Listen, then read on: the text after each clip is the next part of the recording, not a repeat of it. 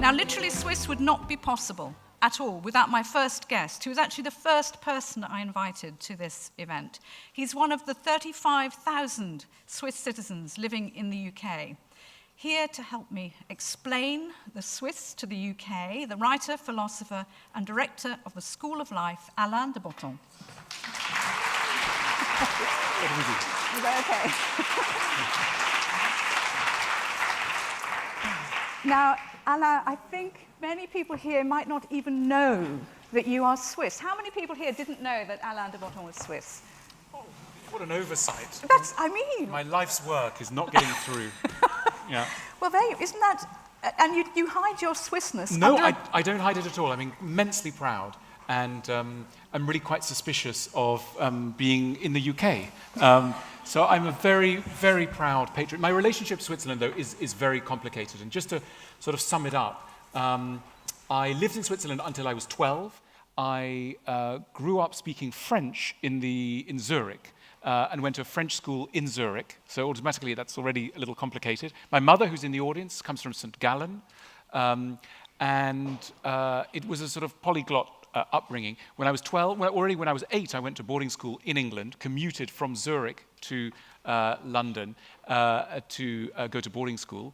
The work of many psychotherapists is still unpicking that process. Don't laugh, it's true. And so for me, my relationship to Switzerland, if you imagine a child's longing for home, an 8-year-old child's longing for home, when you're 3 months at the Dragon School in Oxford and it's raining and it's very cold, you're going to long for home very much. And home for me happened to be in Switzerland. So the whole country became enveloped in an immensely powerful in a way, sentimentality, but also love. But it was a child's love. And the love I have for Switzerland is that of an 8-year-old boy, which is quite strange because it's not focused on Switzerland's economy or much of a knowledge of its politics. It's focused on, Zweifel paprika crisps and the taste of Tommy mustard and, memories of sugus sweets. I don't know if these things, Switzerland, it's sensory. And also, the particular kind of Swiss concrete with the wooden shuttering and its smell after a rain shower. These are the sort of memories, immensely powerful, but sensory rather than intellectual, so emotional. And what about the languages? I mean, do you still speak? You still speak French? I still speak French, and the French language has also become part of my sort of psychotherapy in the sense that it has become the language of childhood. And it's not a coincidence that when I was in my 20s, I was reading only French books. And wrote a book on Proust, which is all about nostalgia for childhood in a way. So I was working through various things. And what about German? Do you speak? I don't speak. You don't speak German? No, I mean, German is literally my mother's mother tongue. It's actually a language that I discovered in England. I studied it at school and much enjoyed it. And I'm not a good German speaker, but I love the language. And of course, many philosophers have been German, and I find it a playful language to speak. It's beautifully articulated construction. I love German too. Yeah. But and tell me, how does Switzerland then feature in your life today? I think for me, Switzerland offered an imaginative escape from some of the tensions of British life. Some of them to do, perhaps strangely, with class. For me, what Switzerland offered was a model of a bourgeois society that was happy in itself. The UK always seemed to be riven by conflicts around class, which I experienced in various ways, small and large, but I found that this was a society where there wasn't much of a middle, it seemed to me. At least I didn't experience much of a middle. There were extremes. And I found this distressing, frightening. At both edges seemed frightening for different reasons. And so Switzerland, for me, became emblematic of a bourgeois civilization that defended ordinary life and the values of, in a way, the middle class, which is a derided term here in the UK, but in Switzerland is the norm. And I found this very exotic and compelling. And so, you don't dream in French now. I mean, you're fully anglicised in your head, or are you? No, I don't really dream in a language. I'm not conscious of a dream unfolding in any particular language. Really? No. Oh, that's an interesting thing. Yeah, I mean, do you have dreams in? Yeah, No, it's another topic, isn't it? Funnily enough, I lived in Germany a very long time, and, Yeah. I really did think that I was dreaming in German. So I thought, okay, now's the time to leave because I've lost my English. Yeah. So then I had to.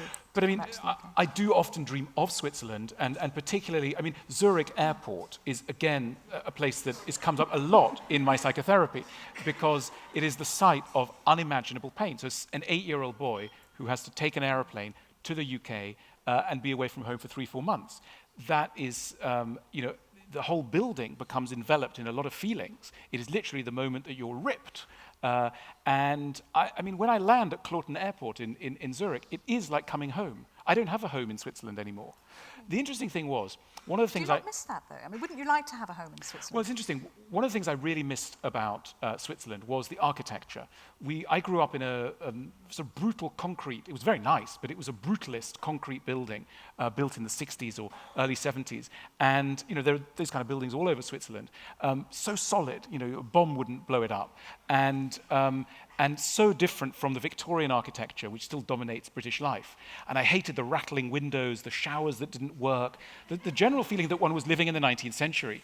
And one of the things I thought was, if ever I can afford it, when I'm an adult, then I want to live in a Swiss house in England. And a few years ago, my wife and I, we found a plot of land, and we built a house. And basically, and again, this is a matter for, professionals in the mental health field. The whole house is decked out in Swiss design. The door handles are Swiss, the windows are Swiss, the carpets are Swiss. Everything is Swiss in that house. Have you got a cuckoo clock? No, it's not that kind of Switzerland. It's a Switzerland of Max Bill. It's a Switzerland of modernism, of the heroic Swiss architects of the 50s who redesigned how we should live. It's that kind of Switzerland. The wonderful thing is there is so much Swiss architecture in this country already. I mean, we have so many. We do?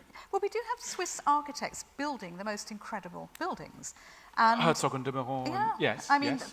I don't think, again, it's one of those well-kept secrets. The Swiss are so bescheiden, they're so modest, Yes. That you don't get to hear that Yes, there are and Swiss if I can blow people my amongst trumpet, us. I'm a part of an organization called Living Architecture, which has invited Peter Zumthor to build a house in Devon, which opens this summer, which you can rent for holidays. It's the first private house he's ever built that is going to be available to the public. So if anyone wants a holiday in Devon, in a Swiss building, you will be able to stay courtesy of Living Architecture. Well done. Yeah. But also, I mean, you started up the School of Life, Yeah. and you talk very often. I mean, you are for me, you are what I would call the everyday philosopher. For me, you have brought philosophy into my home, and for many of us onto our TV screens and so on too. It's really a great gift that you have. Do you think any of that came from your Swiss background? Okay, so here's another bit about my early life. Some of my upbringing, I have a beloved mother, but I also had a nanny who was looking after me, and she came from a little village near Stanz in central Switzerland, and I got to know her and her house and her surroundings very well, and I still go and see her every summer. She's 87 now, and I had this sort of these parents who were very intellectual and cerebral, and they went to a fancy school in England, but very close to my heart was this very uneducated woman who was, a real heroine of mine, but she had only a native common sense rather than education. And I always thought, I want to write books. A friend of mine once said to me, you're trying to write books for your father and for your nanny, aren't you? And I thought, that's absolutely right. The books have to be understood by my father. My father's now dead, but one doesn't think about these things. Dead, father, and the nanny. And if they can understand it, then it's the thing. So I always was suspicious of anything that she wouldn't be able to understand. How wonderful. Absolutely wonderful. Alain, as with all our authors, you're going to read for us as well. You've got something special for us, I think. I do. I'm going to write. I keep changing my mind. I'm going to change it again. I'm going to read a short story, a bit of a short story. I've got 7 minutes, do I? We'll see how it goes. Yes, no, right. I go here. I'm going to read a short story that I wrote years ago, and it's about the discreet charm of the Zurich bourgeoisie. Okay. So the most sincere compliment you could pay Zurich is to describe it as one of the great bourgeois cities of the world. This might not, of course, seem like a compliment, the word bourgeois having become, for many people, since the outset of the Romantic movement in the early 19th century, a significant insult. Hatred of the bourgeois is the beginning of wisdom, felt Gustave Flaubert, a standard utterance for a mid-19th century French writer, for whom such disdain was as much of a badge of one's profession as having an affair with an actress and making a trip to the Orient. According to the romantic value system, which today still dominates the Western imagination, to be bourgeois is synonymous with labouring under an obsession with money, safety, tradition, cleaning, family, responsibility, prudishness, and perhaps bracing walks in the fresh air. Consequently, for about the last 200 years, few places in the Western world have been quite as deeply unfashionable as the city of Zurich. Fashionable women in their 20s born outside Switzerland are particularly against going to Zurich on holiday. Such women, and modern science has proved this, prefer LA or Sydney. Even if they are looking for something Protestant and a bit homey, they choose Amsterdam or Copenhagen instead. But one weekend, Sasha and I flew to Zurich. We lived in Hackney in London, we were bohemian, we had views, evolved ones, about Habermas. I tried to point out how exotic Zurich could be. Trams were exotic, as was the Migros supermarket, and the light grey concrete of the apartment blocks, and the large solid windows and the real escalops. We normally associate the word exotic with camels and pyramids, but perhaps anything different and desirable actually deserves the word. What I found most exotic was how gloriously boring everything was. No one was being killed by random gunshots, the streets were quiet, everything was tidy, and as everyone says, though you don't see people trying, it was generally so clean you could eat your lunch off the pavement. But Sasha was bored. She wanted to go back to Hackney. She couldn't bear the tidiness. On a walk through a park, she told me she wanted to graffiti insults on the walls, just to shake things up a bit. She did a little mock scream, and an old lady looked up from the newspaper. Her boredom reminded me of my friend, Gustave Flaubert, who'd grown up in Rouen, which was perhaps a little bit like Zurich minus the lake. I am bored, I am bored, I am bored, Flaubert wrote in his diary as a young man. He returned repeatedly to the theme of how boring it was to live in France in general and in Rouen in particular. Today my boredom was terrible, he reported at the end of one bad Sunday. How beautiful are the provinces, and how chic are the comfortably off who live there. Their talk is of taxes and road improvements. The neighbour is a wonderful institution. To be given his full social importance, he should always be written in capital letters, neighbour. Sasha was bored of Flaubert. She tried a sentimental education but got bored halfway. But she and Flaubert at least agreed on how boring it is to live in a boring place. However, as Mother tends to tell you near the end of the school holidays, it's mostly boring people who get bored. And I began to lose patience with Sasha's boredom. I wanted something interesting enough. I wanted someone interesting enough inside not to ask of a city that it also be interesting. Someone close enough to the wellsprings of passion that she wouldn't care less if her city wasn't fun. Someone sufficiently acquainted with the darker, tragic sides of the human soul to appreciate the stillness of the Zurich weekend. Sasha and I weren't an item for much longer. Have we run out of time? We've not run out of time. Do you want a few minutes on Nietzsche and Switzerland? Okay. I wrote a thing on Nietzsche. One of the ways of reconnecting with Switzerland was to discover that Nietzsche went to Switzerland. Well, here he is. So Friedrich Nietzsche was both in a banal and a profound sense a philosopher of the mountains. Having taken citizenship in April 1869, he can be considered Switzerland's most famous philosopher, though he on occasion succumbed to a sentiment with which few Swiss are unacquainted. I am distressed to be Swiss, he complained to his mother a year after taking up his new citizenship. After resigning from Basel University, Nietzsche developed a routine of spending winters in the Mediterranean and summers in the Alps. After trying the Valais village of Bex and the hamlet of Rosenlei, above Meiringen in the Bernese Oberland, he eventually made his summer home in Sils Maria, 1,800 metres above sea level in the southwestern corner of Switzerland, a few kilometres from St. Moritz, where the winds from Italy collide with cooler northern gusts and can turn the sky an aquamarine blue. Nietzsche visited Sils Maria for the first time in June 1879 and at once fell in love with the climate and topography. I now have Europe's best and mightiest air to breathe, he told Paul Ray. Its nature is akin to my own. To the musician Peter Gast, he wrote, this is not Switzerland, but something quite different, at least much more southern. I would have to go to the high plateaus of Mexico overlooking the Pacific to find anything similar, and the vegetation would of course be tropical. Well, I shall try to keep this Sils Maria a secret for myself. And to his old school friend, Karl von Gersdorff, he explained, "I feel that here and nowhere else is my real home and breeding ground." Nietzsche spent 8 summers in Sils, living in a barely furnished room rented from a farmer, which had views onto pine trees and a small stream. It was here that he wrote all substantial portions of The Wanderer and His Shadow, The Gay Science, Thus Spoke Zarathustra, Beyond Good and Evil, The Genealogy of Morals, The Wagner Case, and Twilight of the Idols. He rose at 5 every morning and wrote until midday, then took walks in the mountains, up the huge peaks that necklace the village, Pitzkorvat, Spitz Lagrève, Pitzelamania, jagged and raw mountains that look as though they had only recently thrust through the Earth's crust under atrocious tectonic pressures. His philosophy grew permeated with alpine references. One cannot read more than a few pages without coming upon a mountain.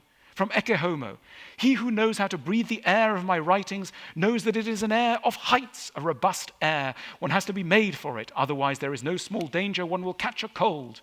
The ice is near, the solitude is terrible, but how peacefully all things lie in the light, how freely one breathes, how much one feels beneath one. Philosophy, as I have always understood and lived it, is a voluntary living in ice and high mountains. So that's Nietzsche.